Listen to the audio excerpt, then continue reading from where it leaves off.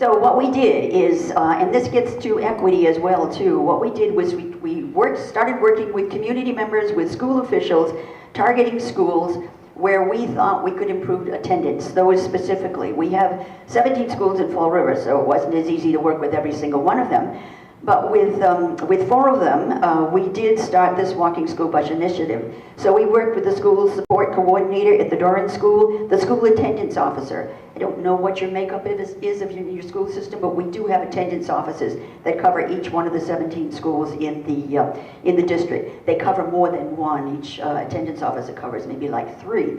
So we worked with the school attendance officer. We also worked with a housing resident service coordinator. So we were right near a low-income housing development, and we did what we were talking earlier in our group about mapping where the students are who are either chronically late or chronically absent, and planned the route right around that school. So that's what we did at the Doran School. At the Laterno School, the principal and the vice principal very strongly bought into this. Again, the fact that there's a possibility that you can improve your attendance rates, that's what resonated with the school system, not the physical fitness, which would have made me very happy. But whatever gets it working is fine. So we did have that buy-in from the principal and the vice principal. Once again, the school attendance officer, the school resource officer. And Aaron Reed was good enough to come down and help us map the routes that we were going to be taking based on walkability, what the sidewalks were like. We started from another low-income housing development where we had a lot of students who were chronically late and or chronically absent. You'll see an umbrella on that picture too. We got a donation of umbrellas from a local church auxiliary group that wanted to help so that these students could walk in weather where it's inclement. Because once in a while it's not always a beautiful day in good old Massachusetts. Fonseca School, this one has been started fairly recently with a new principal who, again, the idea of attendance and the possibility of improving attendance resonated with her. The school attendance officer, the student support coordinator, the school district's head of operations, and Mass in Motion. Someone else mentioned here that you work with Mass in Motion. If you are a Mass in Motion community, I urge you, if you are not already working with them, this is what they do. Improving walkability, improving bike routes, bike paths, and so forth. This is what they do, so that would be a great symbiotic relationship as it is in Fall River. Again, umbrellas, we get a donation of umbrellas to help this group walk as well. And Viveros Elementary School, working with the vice principal and the Fall River Housing Authority, the resident services coordinator. You will see in the lower right that photo is of the vice principal knocking on the door of one of the complexes within that housing development to help pick up a student who would walk with our walking school bus. Now, the results of all of this, we currently have 4 schools that have 4 5-day-a-week walking school buses. They walk every day. I tend to think that within the past, maybe the end of last week, they may not have walked because obviously they have to walk under situations and conditions that are safe enough so that those sidewalks in some instances might not have been conducive to walking, but their intent certainly is to walk 5 days a week. Okay, so by the numbers, we're not talking large numbers here. We're looking at Doran School with 6 to 8 walkers, and Laterno gets up to 35, sometimes 40 walkers, and so forth. However, they are tracking the attendance rates of these students, and there has been improvement. We need to get actual numbers because I know this is what funders and so forth look for. Although I will say, relative to funding, none of these people who are walking with these school buses are getting any extra money. So this has cost us 0. There's no incentives for them to walk other than the fact that they're walking along with other students, they're getting to school on time. Parents are more apt to open up their door and let a child go out while mom's standing there in jammies with little one in her arm. So it's a method of getting students to school that doesn't have to cost any money. It's effort and rolling up your sleeves and making the right connections with people. The All-America City Award. The All-America City Award, last year their theme was helping students succeed in school and in life. Communities were asked to select 3 initiatives that you were doing in your community to help students succeed in school and in life. One of the 3 initiatives we picked was improving attendance. We were one of 20, Fall River was one of 20 finalists to be chosen to go to Denver, Colorado last June to compete with these 19 other communities, doing a 10-minute presentation on what it is we were doing in the 3 regards. One was one was the attendance. We were thrilled to find out that little old Fall River, even competing against huge cities, was one of the 10 chosen to be recognized as a Fall River, as an All-American City last year. So where are we going? Preview of upcoming attractions. The Fonseca Elementary School is so pleased with the success that they've had of one that just started this year that they are starting a second one. The Viveras Elementary School, bumps in the road, back to Tom Brady. You keep making it happen, you find a way to make it happen. Bumps in the road. The vice principal, who was instrumental in getting that walking school bus going, has just been transferred to another school midterm. So now I'm thinking, oh my gosh, it's going to fall apart. Went back to the school administration office at that school last week, and they said, oh no, we want to get this going again because it's been successful and we want to keep it going. So it's institutionalized what it is you're trying to do. Henry Lord Community School. I met with them, with the Mass in Motion coordinator, a couple of weeks ago about getting students walking around a walking path that goes around a pond that's right next to the school for environmental studies, science studies, physical activity, and so forth. Principal happened to mention the housing development that's very close to them. They were having a great deal of trouble. They are having a great deal of trouble with tardiness. So I said, you know what? That would be a great place to start a walking school bus. It's only a couple of blocks away, but she's very interested in doing that, and that's something that's in progress at NAP. So what makes it work? Collaboration, collaboration, collaboration. Find other people with whom you work. Certainly finding the right buttons, that's absolutely important. Springfield, we were talking with people in Springfield in the breakout group. Organization, they're incredibly organized with what they do. So you gotta have your act together, which obviously makes you a lot more credible with the school districts with which you work as well. Belonging. I belong to so many groups as far as the school department is concerned. I work on the attendance task force. I'm part of the Parent Academy task force. I co-chair the Wellness Advisory Council. I don't work for the school system, but I belong, and so I'm giving as much as I'm getting. And when I'm saying I'm getting, I'm not getting anything monetarily. I'm getting the support from the school because I've built myself up as somebody credible. It's like, oh, it's Marsha, Marsha, Marsha, Marsha. They know that I'm there again. Persevering, the whole Tom Brady theme. You know, you just keep trying and trying because sometimes it won't work and sometimes it will. But the most important part is finding that right button. And again, for us, it was attendance. That was what resonated as far as Fall River was concerned, was the fact that you could do something that doesn't cost money, that will improve attendance. So basically that's my story and I'm sticking to it.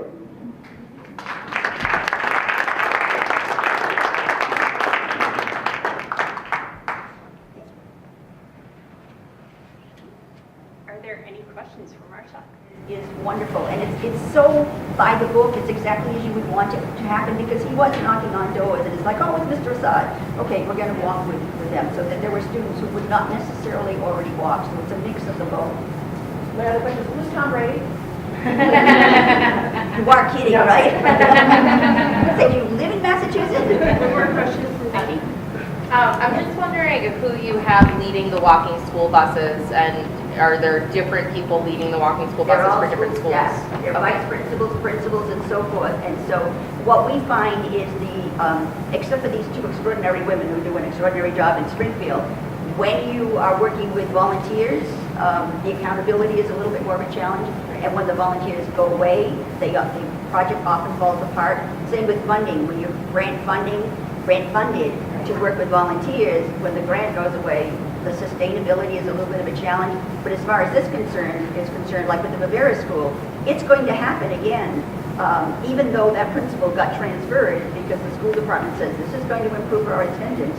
This is what we want to do. Actually, the attendance task force has taken Safe Routes to School walking school bus as one of their goals for this year, this current school year. So do you have it, because you're referring to principals, so are you mostly getting the administration to volunteer, or are you also having teachers? Because I know we've run into issues with teachers that are already stretched for resources.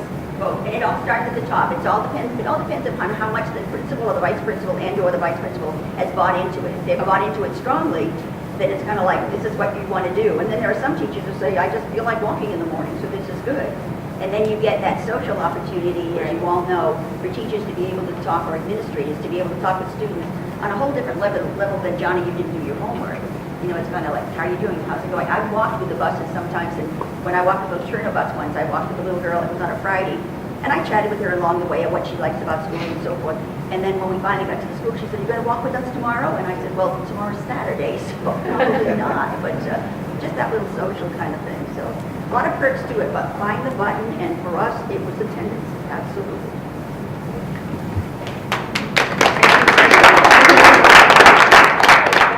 And in case studies, I want to thank all of our presenters. They were excellent examples. It was really great.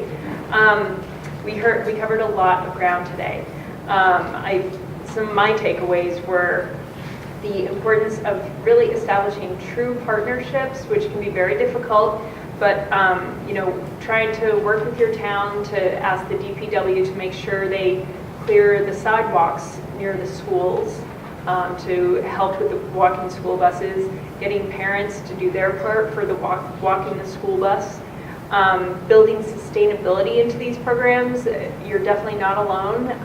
This is a problem we all face, especially with volunteer initiatives, just trying to build that sustainability into them. And those were the examples we showcased today. Does anybody have any other examples they wanted to share, or any? There's a lot of great examples out there. We only did the tip of the iceberg today, but they were really good ones too. But if you think of any, let us know.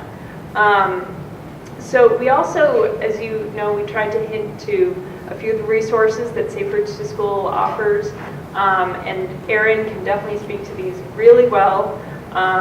One that was brought to my attention for the walking school buses that helps is using a parent survey to, if you can get enough responses, then you can create a map so that you can actually have a affordable map for your walking school bus and hand it out to parents with time saying, we will be at this corner at 8:03.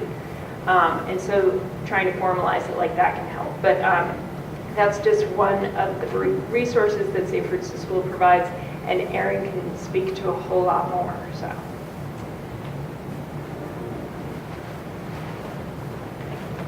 Oh, thank you. So again, thank you all for coming to participate today. It's been great to hear. I think it's already a little cracked. I don't want to break it anymore.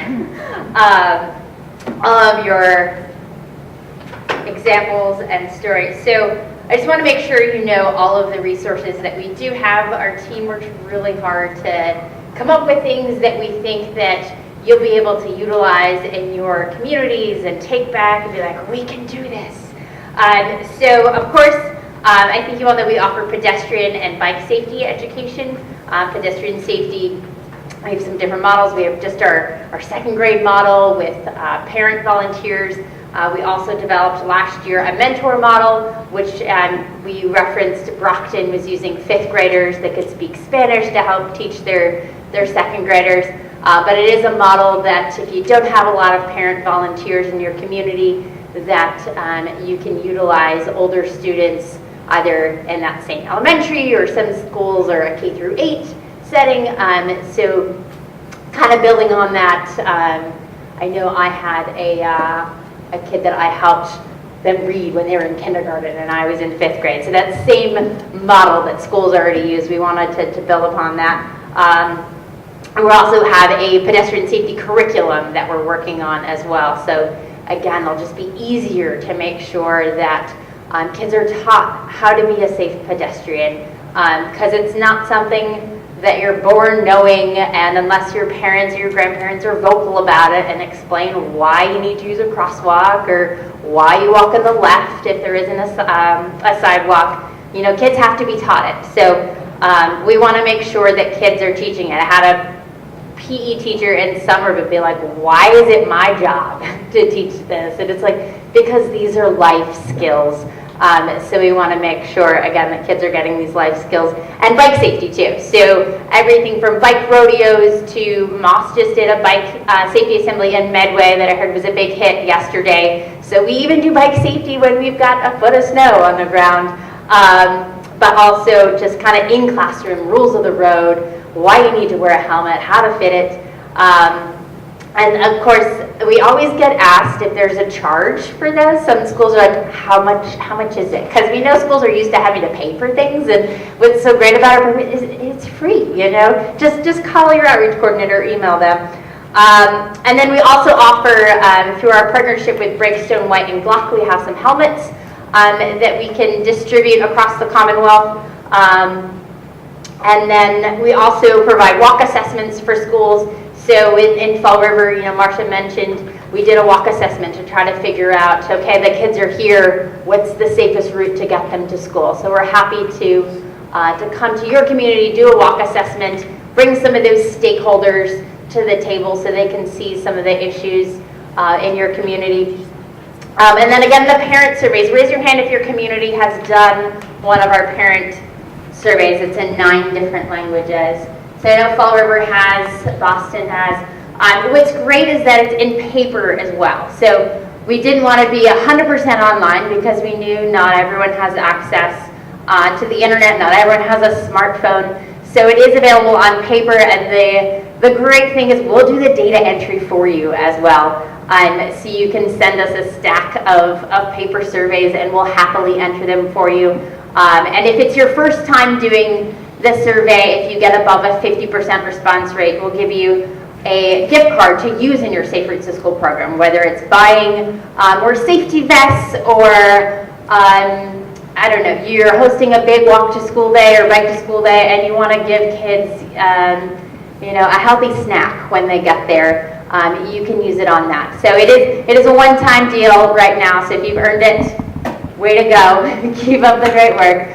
But for those who haven't done it yet, and even if you have surveyed, it's great to do it again to see, how is our program doing? What could we do more to keep those walk and bike rates going up, and even carpool rates going up? We'll take that too.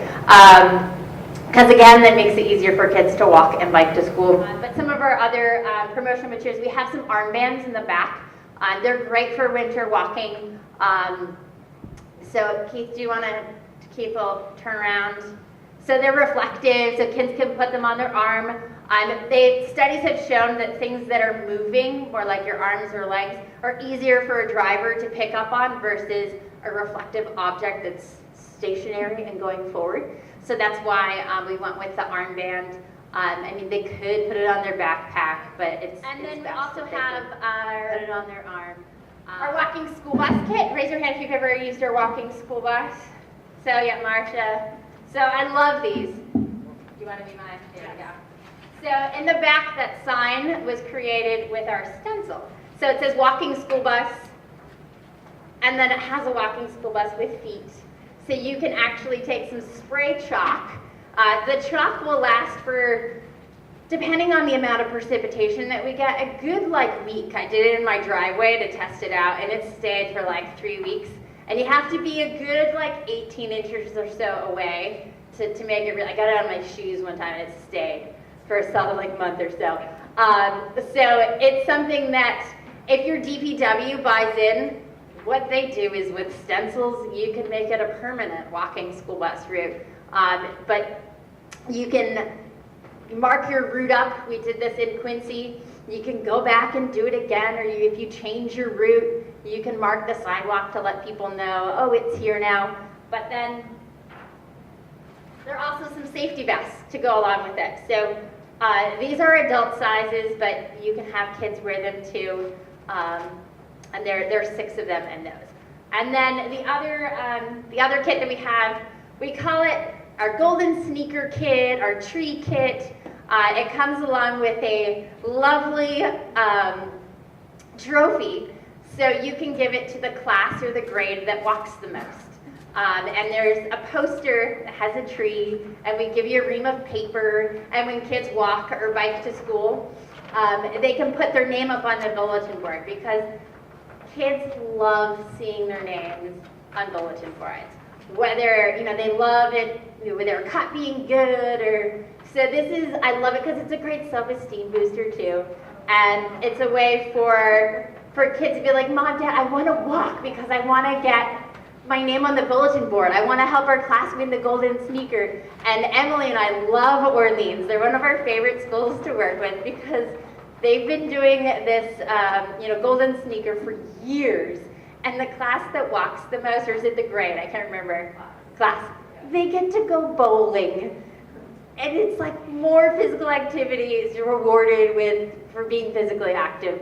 And they happen to be right next to a bowling alley, which works out for them. But it's so good because you can make the prize the trophy or breakfast with the principal, which they did in Fall River one time. You can make it whatever you want, more recess, an extra PE class, whatever you want. So it's one of my favorites. And then again, as we mentioned before, we work with schools to create walking routes that are easily accessible for students that are chronically absent. We have a great colleague who's a pro at ArcGIS, who if you give us a list of your chronically absent kids, we'll map all of those so you can see, oh, they're coming from here, or maybe they're coming from here. Maybe you have 2 different pockets. Maybe we need, you guys figured out you had 5 different routes that you needed. Because sometimes you think you know where the kids are coming from, and other times you have no idea. You're like, they just don't come. So depending on, what you want to do, we can help you figure that out. So I think, did I miss anything? All right, I think I got it all. So I want to introduce our program director, Diane Hansen, for our closing remarks, and thanks again.